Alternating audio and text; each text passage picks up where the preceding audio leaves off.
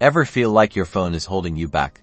Maybe you're paying too much, or your service isn't cutting it. It's time for an upgrade, and today, we're talking about how to make the switch with Mint Mobile.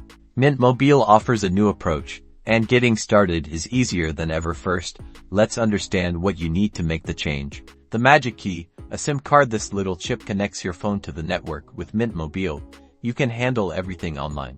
If you're a new customer, just head to Mint Mobile's website. They have various plans to choose from. Pick the one that fits your needs and budget, including data, talk, and text. When you check out, you'll get your new SIM card. It's that simple.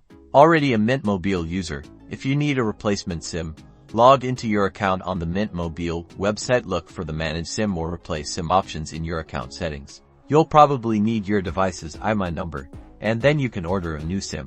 Once you've ordered one, it ships right to your door. Shipping usually takes only a few days. When your new SIM card arrives, activate it by logging into your account following the instructions on the website. This is usually easy. Costs for the SIM card are often included. Check the Mint Mobile website for pricing specific to the plan you are after.